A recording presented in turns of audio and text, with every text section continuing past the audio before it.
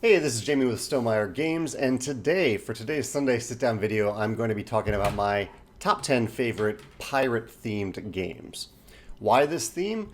Feels like this year on Kickstarter, I've seen a lot of pirate-themed games, not just on Kickstarter, but in regularly released games as well. And most recently, Dead Reckoning is the pirate game of the hour on Kickstarter. Looks pretty awesome. I have not played it, but it made me think I want to talk about this today. And there's a game on this list that I played recently also that made me think I should talk about pirate-themed games. And when I talk about the pirate theme, I'm kind of talking about the traditional Age of Sail pirate-themed games. I'm sure there are like cyberpunk pirates that I'm not thinking of here. There are probably some games that I'm forgetting here that I didn't see on maybe Board Game Geek, or that I haven't played. And I also didn't include Vikings, even though the idea of Vikings in many games, the idea of like pillaging and plundering, is very similar to the pirate theme of the pirates of the Age of Sail, or at least the way that we think about them. So I didn't include Vikings here, more traditional pirates, Age of Sail. But yeah, and actually that makes me think I didn't even include Seafall on this list. So I should mention that. That wouldn't have made my top 10, but I'll mention it in a second. So a few of the games that I haven't played that aren't going to be mentioned because I just haven't played them are Dead Reckoning, Rum and Bones, Skull King, Dead Men Tell No Tales, Rattlebones, and Black Fleet. Of those, I think I'm probably most excited to play Dead Reckoning, Skull King, Dead Men Tell No Tales, Black Fleet, and there were at least like 3 or 4 games on Kickstarter that looked pretty cool recently. I didn't write them down for this list. Then of those that I have played but were more honorable mentions than games on my top 10 were Seafall, which I just thought of off the cuff, Merchants and Marauders, Port Royale, Islebound, and Francis Drake, all of which had some great, clever mechanisms. Just as a whole, didn't return to them or can't see myself returning to them. But in the top 10, I would be happy to play any of these pirate-themed games again. At number 10 on the list is Maracaibo. This is one of the more recent pirate-themed games that I played on this list, and honestly, it almost didn't make this list because it didn't really feel like a pirate-themed game. But I put this question out there on Instagram recently, and a number of people mentioned it. And then when I looked at it, when I think about it, I guess it is a pirate theme. Like there are piratey moments in the game. You're sailing around on a ship. There are interactions with other ships and things that you encounter that have a pirate flavor to them. And there's an exploration element, which I guess kind of goes hand in hand with pirating. It's more like moving on a track and getting some points, but in Maracaibo, I have a video about it. I love the mechanism of sailing around to different spots to moving forward a certain number of spots and gaining the resulting bonus. That's just satisfying to me. Francis Drake has something very similar in its action selection system where you're saying, okay, I want to. There's this thing that's 5 spaces in front of me. I'm going to give up the benefits that I could have earned along the way to get to that space. And jump to this bonus that I really want. I really like that. And Maracaibo does that twice because it has 2 tracks. It has the exploration track and it has the ship track where you do that. There's also a lot of other stuff going on. There are multi-use cards in Maracaibo. There's a really cool system of adding new cards to that deck. Like along the way, I think Alexander Pfister's done a great job incorporating story into Euro games. And the idea here is that you might have an encounter, and whatever the outcome of that encounter is, maybe you end up befriending one of 2 people, and whichever one you end up befriending, that person ends up in the deck permanently from then on. It's not a legacy game. You can easily take that card out of the deck, but you get to continue that story, and that person shows up in the deck, the common deck, from time to time. So yeah, that's Maracaibo, my number 10. My number 9 is Jolly and Roger, which is a really fun 2-player I Cut You Choose game that I've enjoyed. It kind of distills the pirating theme down to its core, which is, it kind of looting, dividing up loot and taking control of ships, but in a fairly abstract and light way. It's a 2-player only game. I have a video about it. I haven't played it in a while, so I don't want to go into too many details and say the wrong thing about it, but it is a clever little I Cut You Choose game that I think was one of the first games, I Cut You Choose games that I've played, to implement the idea of some cards being placed face down, so you don't really know what the other player is playing. But I might be mixing it up with another I Cut You Choose game, but I'm pretty sure that is the case for Jolly and Roger. Feel free to correct me in the comments below if you've played it. My number 8 favorite pirate-themed game is, where is it on my list? There it is, Jamaica. This probably would be higher on the list, but I've actually only played it once. A lot of people mention this as their favorite pirate game. And it's not just a pirate game, but it's also a racing game, and I love racing games. You're racing around this island.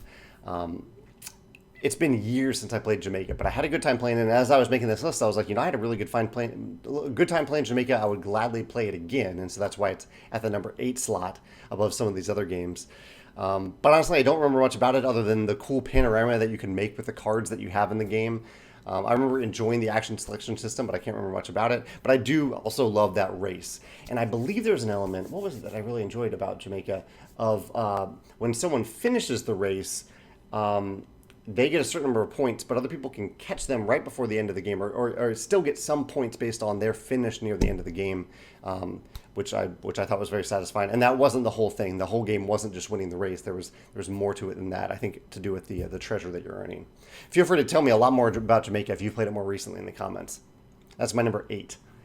My number 7 is one that I have played a lot more. I have played more recently, and that is ShipShape.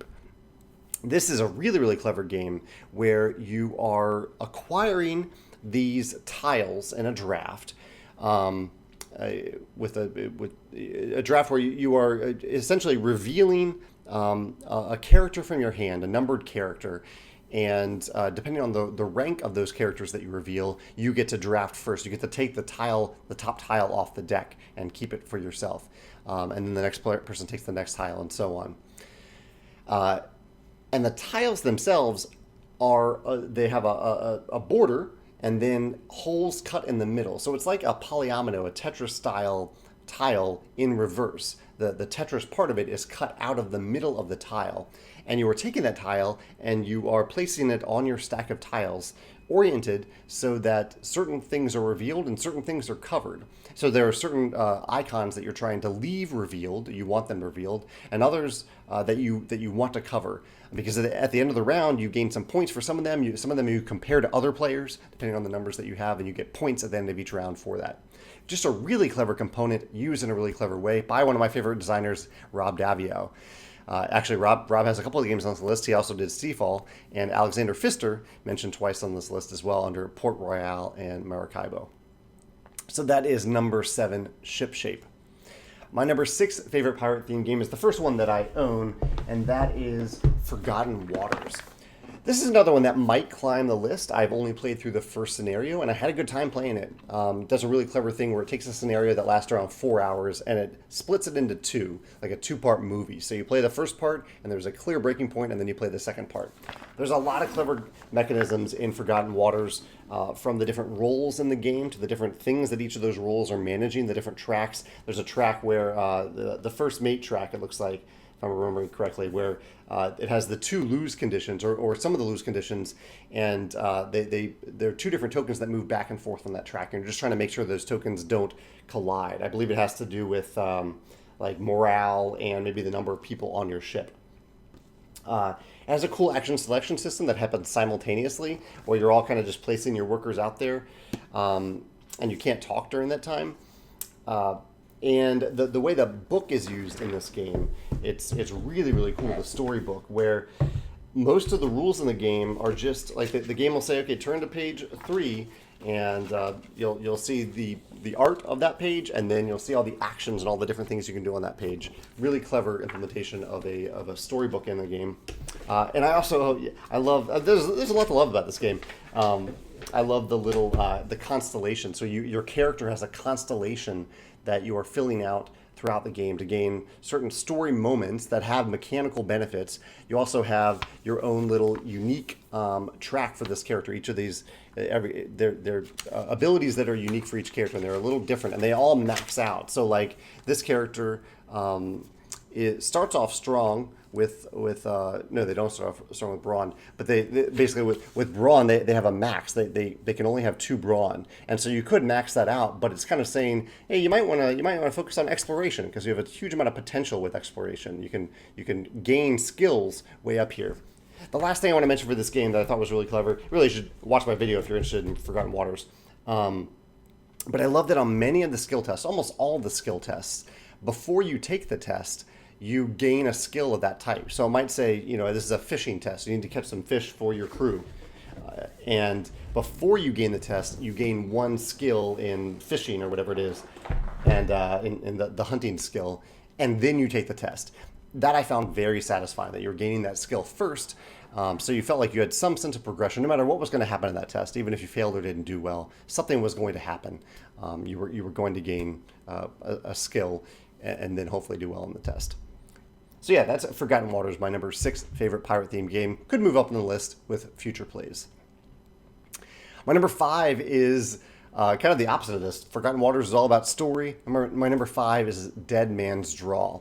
This is a push your luck game, one of my favorite mechanisms. I've actually only played it on the app, and the app is fantastic. It does a great job of teaching you the core rules of the game, which are basically that you are revealing cards and deciding when to stop revealing them. If you stop before you bust, you gain all the benefits from the cards that were out there. If you bust, if you draw a card that is a duplicate of another card that's in the card row, then you bust, and I think you don't gain anything.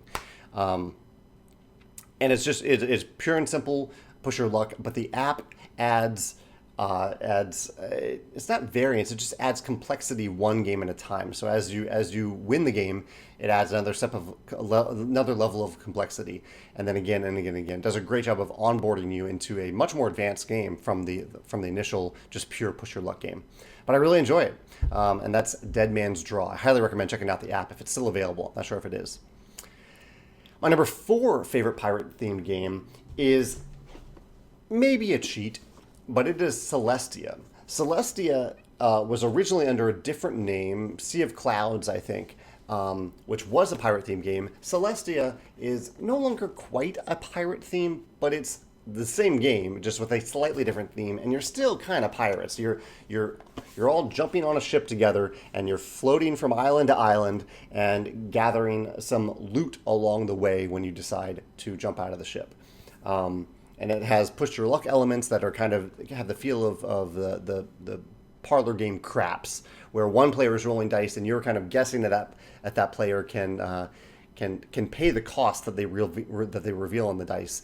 If you guess correctly, you either are jumping out of the ship to grab something because you don't think that person can meet that requirement, or you guess correctly that they can pay that requirement.